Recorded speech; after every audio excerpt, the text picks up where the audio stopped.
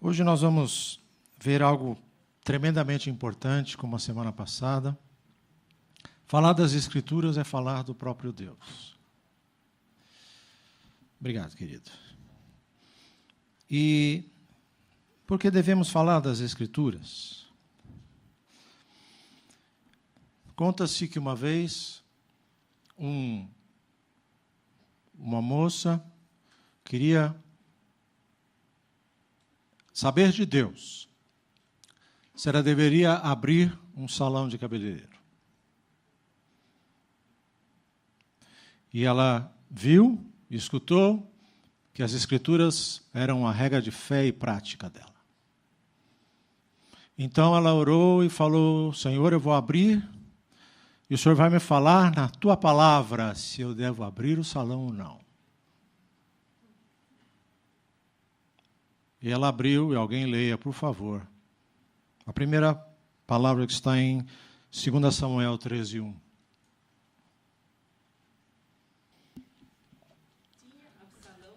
Até aí. Já está claro. Salão.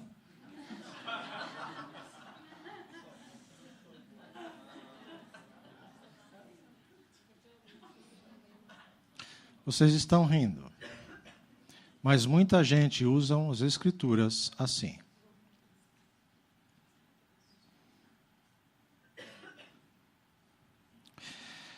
Há um princípio dado pela Reforma Protestante, diz que a salvação é pela graça, só por meio da fé em Cristo Jesus, só para a glória de Deus Pai. A salvação é pela graça, sola gratia. Só por meio da fé, sola fide. Em Cristo Jesus, soli Christus. Para a glória de Deus Pai, sola Deo glória. Mas a base desta frase são as Escrituras. Sem as Escrituras é impossível afirmar estas coisas.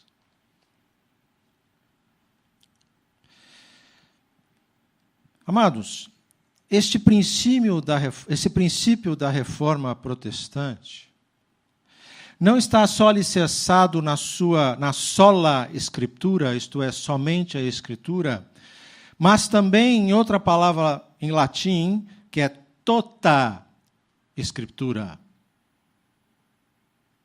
A Escritura como um todo. Vamos abrir em Atos 20, 27, por favor. Atos 20, 27. Diz: pois não deixei de anunciar o quê? Tudo que Deus quer que vocês saibam. Nós devemos anunciar toda Escritura. Não somente partes dela. A Bíblia que nós temos, chamada Bíblia protestante ou evangélica, tem 66 livros. 39 no Antigo, e quantos no Novo? 1.189 capítulos.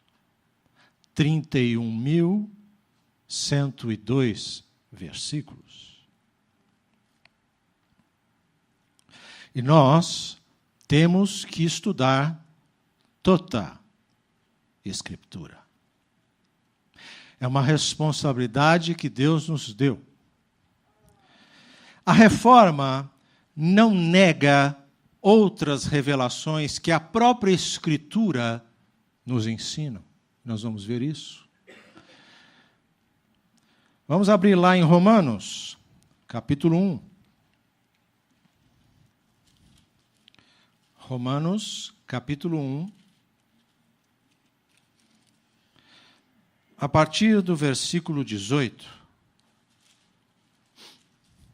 Assim, Deus mostra do céu sua ira contra todos os que são pecadores e perversos, que por sua maldade impedem que a verdade seja conhecida. Sabem a verdade a respeito de Deus, pois ele a tornou evidente. Por meio de tudo o que ele fez, desde a criação do mundo, podem perceber claramente seus atributos invisíveis, seu poder eterno e sua natureza divina. Portanto, não tem desculpa alguma. Isto é, Deus se revela na natureza, nas coisas criadas. E qualquer homem, qualquer ser humano olha para isso e é capaz de discernir um Deus criador. Isto é revelação. A palavra de Deus diz que este tipo de revelação nós teólogos chamamos de revelação natural ou geral. O que diz lá em Salmo 19, 1 e 2? Os céus proclamam a glória de Deus. Quando eu olho para o céu, eu posso perceber a glória de Deus. Há um Criador por trás dessas coisas. Só que Deus não só se revela aí, mas se revela em Romanos 2,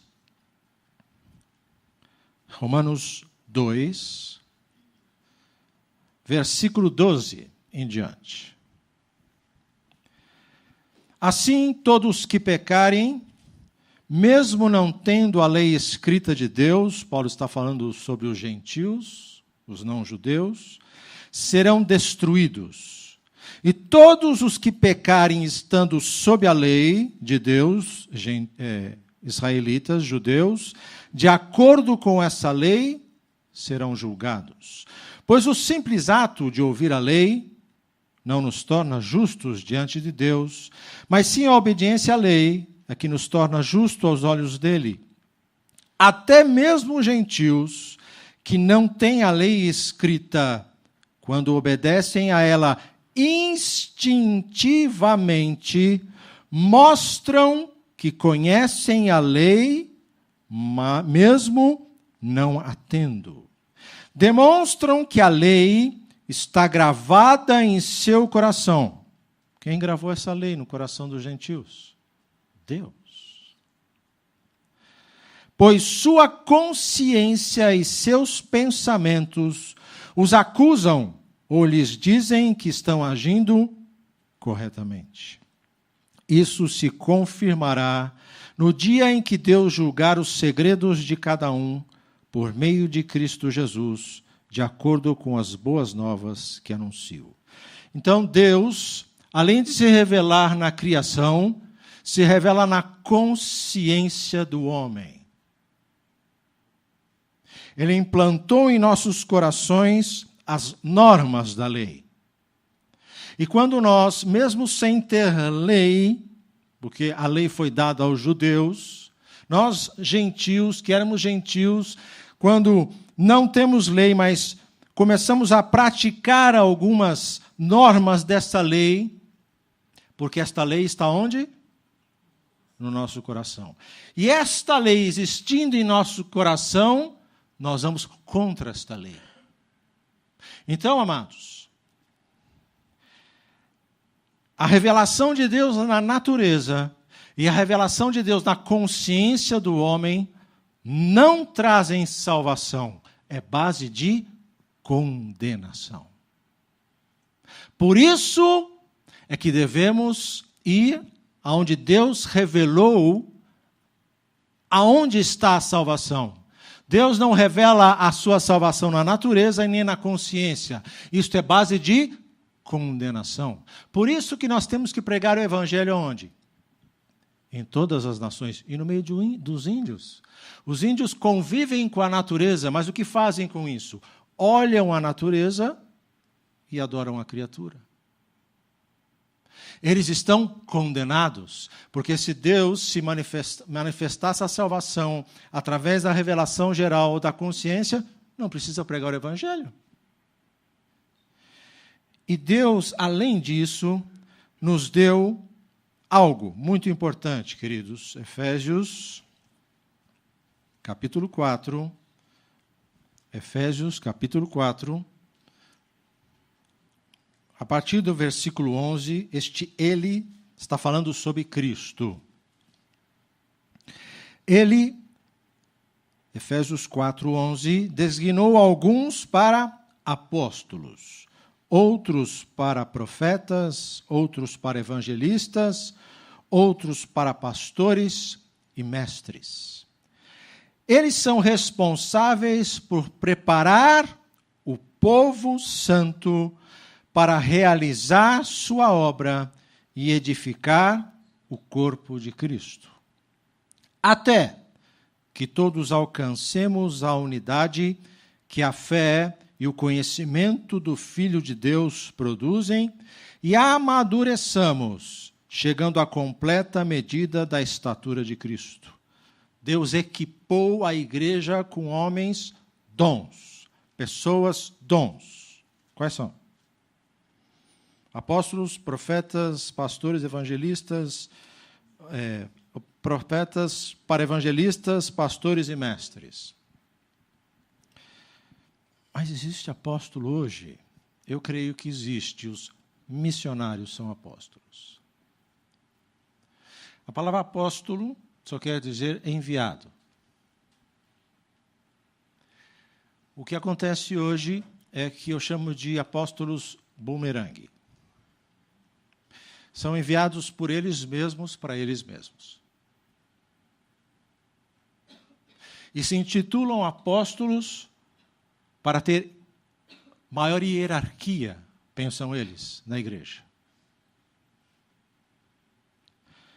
Creio que hoje há apóstolos, profetas, evangelistas, pastores e mestres. Essas pessoas dons foram dados para quê? Para equipar vocês, para que vocês desempenhem o serviço cristão. Mas é necessário que nós, que ensinamos a palavra de Deus, tenhamos sola escritura.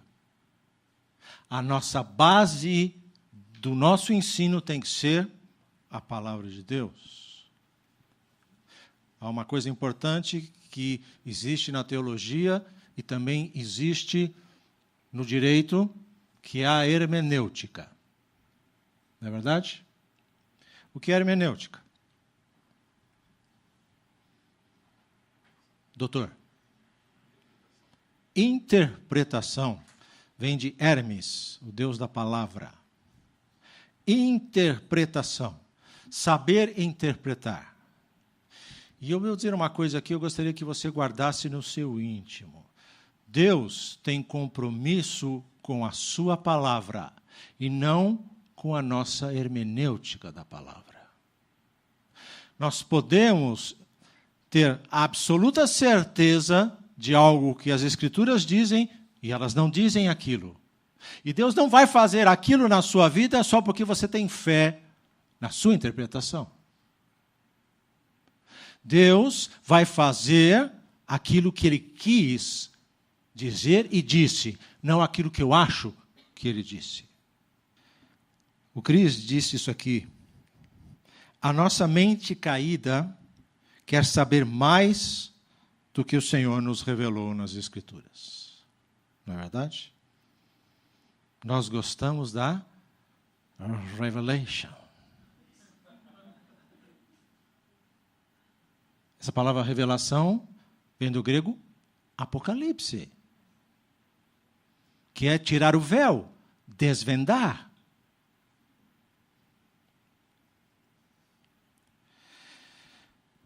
Alguns pontos importantes aqui, queridos. Essa foi só a introdução. Primeiro ponto. As Escrituras apontam alguém. Lucas. E o Lucas falou sobre isso. Nós vamos abrir em Lucas. Lucas 24. Jesus aparece aos discípulos no caminho de Emaús. E a partir do versículo 25 ele diz: Então Jesus lhes disse: Como vocês são tolos, como custam a entender o que os profetas registraram nas Escrituras.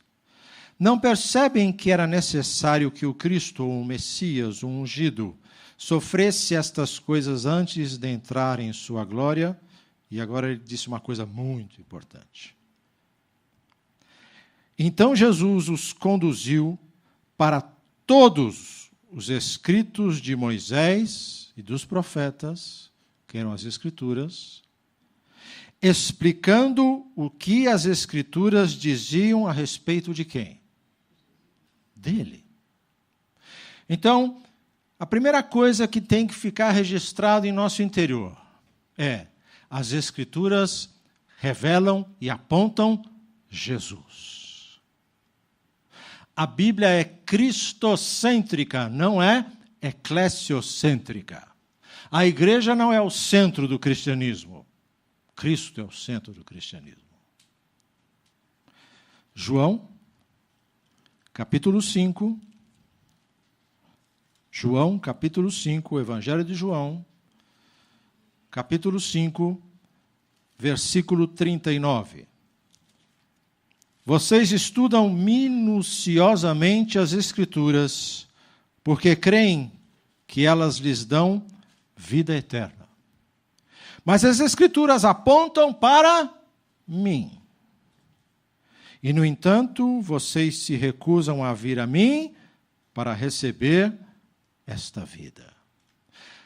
Se aproximar das Escrituras, conhecer as Escrituras, praticar as Escrituras é seguir a Jesus.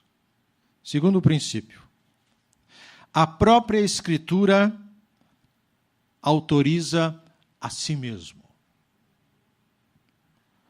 2 Timóteo 3,16. 2 Timóteo 3,16. Toda a Escritura, lembra do toda Escritura? Toda a Escritura é inspirada ou soprada por Deus, é útil para nos ensinar o que é verdadeiro e para nos fazer perceber o que não está em ordem em nossa vida.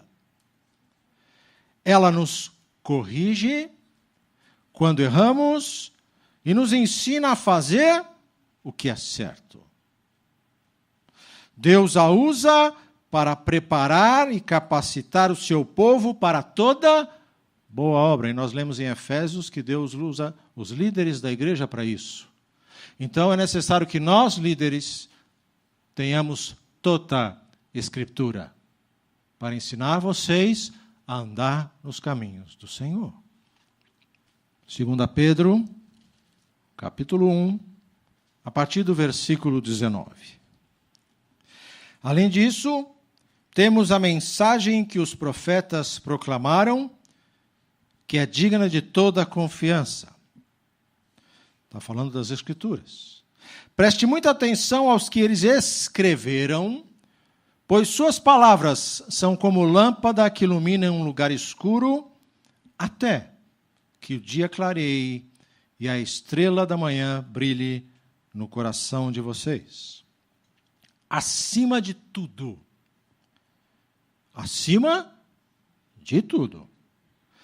saibam que nenhuma profecia nas Escrituras surgiu do entendimento do próprio profeta, nem de iniciativa humana. Estes homens foram, o quê? Como é que está na sua tradução? Guiados Alguns falam inspirados. Na minha está impulsionados, em algumas traduções estão carregados pelo Espírito Santo e falaram da parte de Deus. Essa palavra, que está traduzido para diversas palavras em português, carregados e impulsionados, é movidos também, verdade? É feromenoi. O que é seguir um féretro? Siga aquele féretro. Pastor. Se alguém me disser isso, primeiro que eu não vou ouvir, o cara é louco, xarope. Féretro é enterro. Isto é, como se carrega um homem morto ou uma mulher morta, assim esses homens foram carregados por Deus para escreverem as Escrituras. A própria Escritura revela o que é a Escritura. Nós vamos ver agora. Terceiro ponto. A própria Escritura revela o que é a Escritura. 1 Timóteo, capítulo 5. Vamos abrir lá. 1 Timóteo, capítulo 5, a partir do versículo 17. Os presbíteros que fazem bem o seu trabalho devem receber honra redobrada, especialmente os que se dedicam arduamente à pregação e ao ensino, pois as Escrituras dizem: não amordaçem o boi para impedir que ele coma enquanto debulha os cereais. Isso está em Deuteronômio 25:4. E além disso, o que? E também, isto é, as Escrituras também dizem, o quê? Aquele que trabalha merece o seu salário. Onde está isso? Em Lucas 10, 7.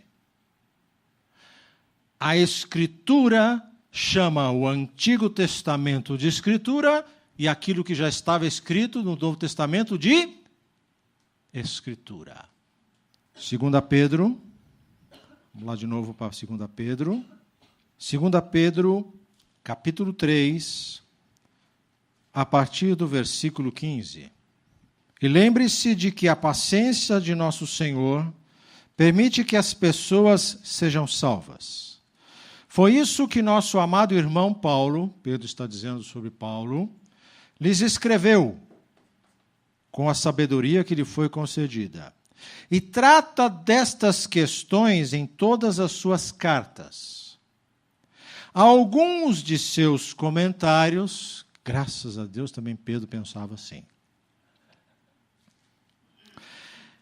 A gente não se sente tão tolo. Alguns de seus comentários são difíceis de entender. E os ignorantes e instáveis distorcem suas cartas, olhe só o que diz o texto, como fazem com outras partes das... Pedro está chamando o que Paulo chamou de Escritura. Nós vimos que as Escrituras apontam Jesus. Nós vimos que a própria Escritura dá autoridade a ela mesma. E nós vimos agora que a própria Escritura revela o que é Escritura. E um quarto princípio importante, que as Escrituras são a nossa arma contra as trevas. Lucas, capítulo 3. Reparem que em Lucas 3 fala sobre a genealogia de Jesus. Alguns creem que é pela parte de Maria. Lucas 3, mas ele começa da frente para trás. Por quê? Lucas 3, versículo 23 diz: Jesus estava com cerca de 30 anos quando começou o seu ministério. Quantos anos tinha Jesus quando começou o seu ministério? Não. O texto diz cerca de 30 anos. Às vezes a gente quer ser mais bíblico que a Bíblia. Jesus diz, o texto diz que ele tinha cerca. Podia ter mais ou menos. Jesus era conhecido como filho de José. Então a genealogia começa em quem? E vai até quem? Vamos ver. Versículo 38. Cainã era filho de Enos. Enos era filho de Sete. Sete era filho de Adão. E o quê? Adão era filho de Deus. Mas por que Lucas construiu essa genealogia assim? E reparem que logo depois ele começa: Jesus, cheio do Espírito Santo, voltou do Rio Jordão e foi conduzido pelo Espírito no deserto ou ao deserto, onde foi tentado pelo diabo durante 40 dias. O primeiro filho de Deus, Adão, o que aconteceu na tentação? O cretino comeu. Adão caiu. Adão foi reprovado. E agora ele vai falar do Filho de Deus que foi aprovado. Onde foi tentado pelo diabo durante 40 dias. Não comeu nada durante todo esse tempo e teve fome. Que bom. Quando eu tenho fome, eu também lembro de Jesus. Ele tinha fome, isso me dá autoridade para comer. Então o diabo lhe disse: se você é o quê? Filho de Deus, ordena que esta pedra se transforme em pão. Jesus, porém, respondeu: as Escrituras dizem, uma pessoa não vive só de pão. Isso está em Deuteronômio 8:3. Então o diabo o levou a um lugar alto e num momento lhe mostrou todos os reinos do mundo. Eu lhe darei a glória destes reinos e a autoridade sobre eles, pois são meus e posso dá-los a quem eu quiser. Disse o diabo: eu lhe darei tudo se me adorar. Esse é um princípio até da teologia da prosperidade, né? Não pode pedir nada para Deus, só adora. Está adorando? Ele vai te dar tudo. Eu lhe darei tudo se me adorar. Jesus respondeu: as Escrituras dizem, adore o Senhor seu Deus e sirva somente a Ele. Deuteronômio 6:13. Então o diabo o levou a Jerusalém, até o ponto mais alto do templo, e disse: se você é filho de Deus, salte daqui, pois as Escrituras dizem. Que coisa interessante. O diabo conhece muito bem as Escrituras. Ele ordenará aos seus anjos que o protejam. Eles o sustentarão com as mãos para que não machuque o pé em alguma pedra. Isso está naquele famoso Salmo 91. Oh, aleluia. Onde alguns cristãos deixam aberto em suas casas para a proteção divina. Jesus respondeu: as Escrituras dizem, não ponha à prova o Senhor, seu Deus. Isso está em Deuteronômio 6:16. Quando o diabo terminou de tentar Jesus, e preste muita atenção aqui, deixou até que surgisse o quê? Um tempo oportuno ou outra oportunidade. E o diabo age assim contra a igreja. Ele vem, e nós temos que usar as Escrituras contra ele. Ele sai e procura o quê? Voltar quando achar uma oportunidade.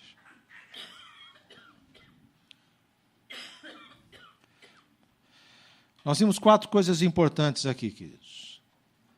As Escrituras apontam Jesus. A própria Escritura dá autoridade a ela mesma.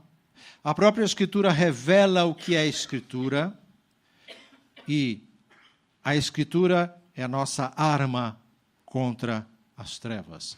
Eu não estou dizendo que a Escritura é a principal, estou dizendo que ela é a arma. Romanos, capítulo 15. Romanos, capítulo 15, a partir do versículo 1. Nós que somos fortes devemos ter consideração pelos fracos e não agradar a nós mesmos. Devemos agradar ao próximo, visando o que é certo, com a edificação deles como alvo. Pois Cristo não viveu para agradar a si mesmo, como dizem as Escrituras. Os insultos do que te insultam caem sobre mim. Salmo 69, 9. Estas coisas foram registradas, prestem muita atenção. Estas coisas foram registradas há muito tempo para nos ensinar. E as Escrituras nos dão paciência e ânimo para mantermos a esperança. Para continuarmos a ter esperança, é necessário Escritura, porque a Escritura nos deu o quê? Nos dão o quê? Paciência e ânimo. É o que mais nós cristãos precisamos até a volta do Senhor. Paciência e ânimo. Vamos ler o último versículo agora. Jonas, capítulo 1, a partir do versículo 1. O Senhor deu esta mensagem a Jonas, filho de Amitai. Apronte-se, vá à grande cidade de Nínive. Anuncie meu julgamento contra ela, pois vi como seu povo é perverso. O povo de Nínive praticava o impaludismo. Pegavam um pedaço de pau, enfiavam no ânus dos seus inimigos, penduravam eles e, conforme eles foram perdendo a força, rasgavam inteiro por dentro. Nós sabemos por que Jonas não queria ir, porque sabia que Deus é um Deus misericordioso. Jonas se aprontou, prestem atenção, mas foi aonde? Na direção contrária, a fim de fugir do Senhor. Desceu ao porto de Jope, onde encontrou um navio que estava de partida para Tarsis. Comprou a passagem, embarcou para Tarsis a fim de fugir, na sua versão deve estar, da presença do Senhor. Nós somos capazes de fugir de um Deus onipresente? Sim. Sim. Quando você e eu desobedecemos a palavra dele, estamos saindo da sua presença. Se você ler algo na palavra e fizer o contrário, Nínive ficava aqui, ele foi para a outra extremidade, Tarse. Não, Nínive não, eu não, vou para Tarse. E quantas vezes nos comportamos assim? Sabemos o que temos que fazer e fazemos o contrário. Mas para conhecer a vontade de Deus é necessário o quê? Conhecer as Escrituras. Vamos orar? Antes de orarmos, eu gostaria de fazer uma pergunta. Por favor, não levante sua mão. Não quero constranger ninguém. Quem aqui, você sabe, nunca leu a Bíblia toda? Queridos, para não olhar para ninguém. Amados, se você tem alguns anos de conversão, isso não é bom. Está me escutando? Para conhecer as Escrituras é necessário ler as Escrituras. Se você ainda não o fez, faça. Há hoje inúmeros folhetos, onde, mesmo na nossa Bíblia, tem um plano de leitura anual das Escrituras. Mas eu tenho muita coisa que não entendo. Claro, Pedro falou que algumas coisas não vamos entender mesmo. Para isso nós estamos aqui. É para isso que a gente tem o que aqui na fonte? CFB. Para explicar aquilo que não se entende. Vamos orar agora. Senhor, estas verdades que estão nas Escrituras são tão importantes para nós. Mas sabemos, Senhor, que assim como os autores das Escrituras dependiam da inspiração do Espírito para escrevê-las, precisaram ser carregados pelo Senhor para fazê-lo, nós precisamos ter o nosso interior iluminado pelo Teu Espírito, para entendermos a Tua palavra e para que não fazermos como Jonas, ir para o lado oposto da Tua vontade. Queremos viver no caminho. E o caminho é Jesus. A vida é Jesus. A verdade é Jesus. E as Escrituras revelam Jesus. Ele é o Verbo, a palavra que se fez carne.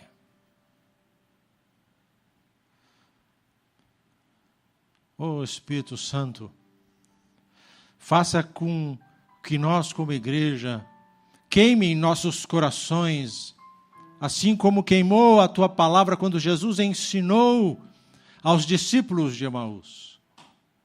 Eles disseram como queimava esta palavra quando Ele nos expunha as Escrituras. Que nós, pessoas, dons que o Senhor concedeu à igreja, possamos, através do Teu Espírito, fazer com que esta palavra queime no coração do Teu povo de novo.